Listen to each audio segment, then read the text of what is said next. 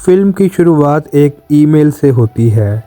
एक आम सा आदमी, बलराम हलवाई, चाइना के प्राइम मिनिस्टर को ईमेल लिख रहा होता है। बलराम कहता है, सर आप इंडिया आ रहे हैं। अगर आप असली इंडिया देखना चाहते हैं तो एक गरीब आदमी की कहानी सुनिए जो नौकर पैदा हुआ और मालिक बन गया। यहीं से कहानी फ्लैशबैक में चली जाती है। इंडिया के एक गांव, लक्ष्मणगढ़, जहाँ सिर्फ गरीबी, भूख और डर है। बलराम बचपन में दिखाया जाता है। वो नंगे पाँव होता है, शर्ट फटी होती है और उसकी आंखों में होशियारी होती है। स्कूल में टीचर पूछता है, तुम क्या बनना चाहते हो? बलराम जवाब देता है, ड्राइवर। सब हंस देते हैं। टीचर उसके दिमाग को देखकर कहता है, ये बच्चा वाइट टाइगर है। हर जनरेशन में एक ही पैदा होता है, लेकिन टैलेंट से पेट नहीं भरता। बलराम के बाप को टीबी होता है और हॉस्पिटल में ना कोई डॉक्टर होता है और ना कोई दवाई, और इसी लापरवाही में बलराम का बाप मर जाता है। लेकिन वो मरते वक्त कहता है, बलराम इस गंदी जगह से निकल जाना। ये लाइन बलराम के दिल में आग लगा देती है। बलराम बताता है, इंडिया के गरीब मुर्गियों जैसे होते हैं, कैद में बंद होते हैं और एक दूसरे को कटता हुआ देखते हैं, फिर भी भागते नहीं। इसे कहते हैं रूस्टर कोप। बलराम फैसला करता है, मैं इस कोप को तोड़ूंगा। बलराम अपनी दादी से लड़कर ड्राइविंग सीखता है और लाइसेंस बनवाता है। गांव के सबसे बड़े मालिक द स्ट्रोक के पास जॉब के लिए जाता है। स्ट्रोक के दो बेटे होते हैं, अशोक और मंगोस। अशोक अमेरिका से आया होता है, थोड़ा सॉफ्ट और थोड़ा सीधा सा होता है। बलराम उनका ड्राइवर बन जाता है। यहीं से उसकी ज़िंदगी का असल सफ़र शुरू होता है। बलराम पहली दफ़ा दिल्ली देखता है। ऊंची ऊंची बिल्डिंग्स और एसी वाली गाड़ियाँ और करोड़ों रुपए, लेकिन पीछे इसके करप्शन, रिश्वत और पॉलिटिशियंस होते हैं। अशोक रोज़ लाखों की रिश्वत देने जाता है। बलराम चुपचाप सब देखता रहता है और सब याद रखता है। एक रात वापसी पर बलराम से गाड़ी पिंकी मैडम ले लेती हैं। वो अशोक की वाइफ होती हैं और वो खुद नशे में होती हैं, और गाड़ी नशे में चलाते हुए उनसे एक बच्चा मर जाता है और वो ड्राइविंग पिंकी मैडम खुद कर रही होती हैं। लेकिन इल्ज़ाम बलराम पर डाल दिया जाता है।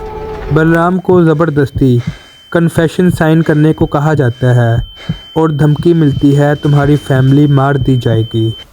यहाँ बलराम समझ जाता है, मैं उनके लिए इंसान नहीं, सिर्फ एक कुर्बानी का बकरा हूँ। बलराम कहता है, दिल्ली आकर मुझे समझ आ गया, ये शहर सिर्फ उनका है जिनके पास पैसे हैं, और हम जैसे लोग सिर्फ गाड़ी का स्टीयरिंग होते हैं। जिस डायरेक्शन मालिक घुमाए उधर ही घूमते हैं। अशोक और उसकी वाइफ पिंकी मैडम दिल्ली के एक लग्जरी अपार्टमेंट में रहते हैं। मार्बल का फ्लोर होता है, एसी हर टाइम चल रहा होता है और फ्रिज हर टाइम खाने से भरा होता है।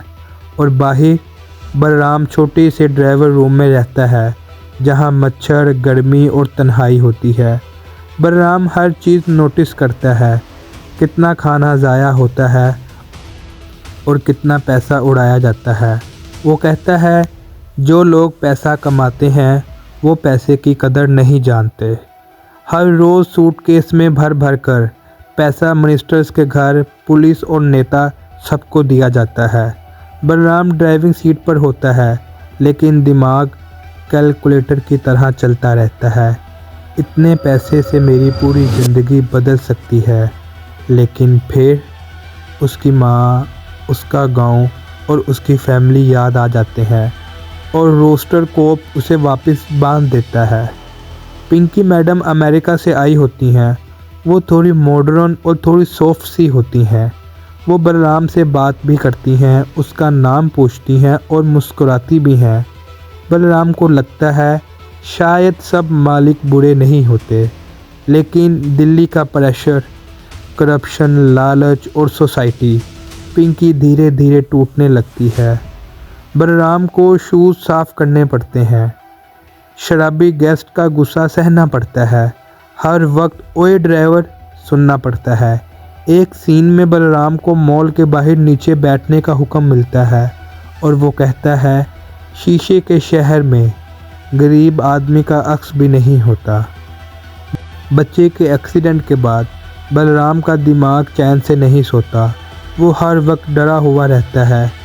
उसे पता होता है अगर पुलिस आई तो सबसे पहले मैं फंसूंगा। वो सोचता है अगर मैं भाग गया तो मेरी पूरी फैमिली मरेगी, लेकिन फिर अगर मैंने कुछ ना किया तो मैं ज़िंदा रहकर भी मरा हुआ हूँ। बलराम एक रात शीशे वाली बिल्डिंग को देखता है। वो अपने आप से कहता है, जंगल में दो शेर नहीं रहते, या तो मैं नौकर रहूँगा या फिर मालिक बनूँगा। यहीं पर वफादारी ख़त्म होती है और सोच जुर्म की तरफ जाती है। आज़ादी का ख्वाब खून मांगता है। बलराम कहता है, आज़ादी मुफ्त में नहीं मिलती। इस मुल्क में या तो तुम किसी का खून बहाते हो या फिर अपना। उस रात ज़ोरदार बारिश होती है। अशोक नशे में गाड़ी के पीछे बैठा होता है। बलराम गाड़ी जंगल की तरफ मोड़ता है। अशोक पूछता है, यहाँ क्यों रोकी? बलराम चुपचाप रहता है। वो रुकता है, गाड़ी बंद करता है और बारिश में बाहर निकल जाता है।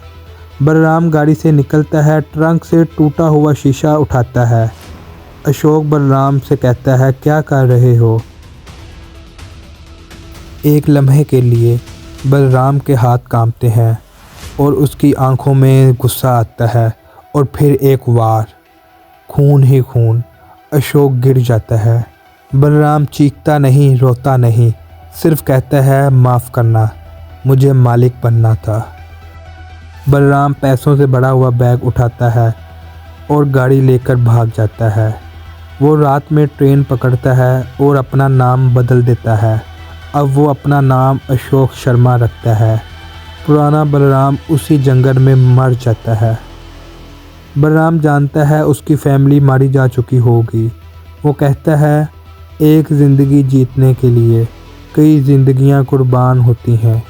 ये गिल्ट उसका साथ हमेशा रहता है, लेकिन वो रुकता नहीं।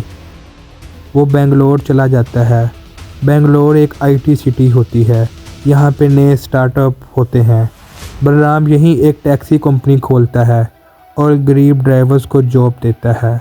वो कहता है, मैं अपने ड्राइवर्स को मारूंगा नहीं, लेकिन फिर मुस्कुराता है, बस थोड़ा सिस्टम जैसा बन जाऊंगा।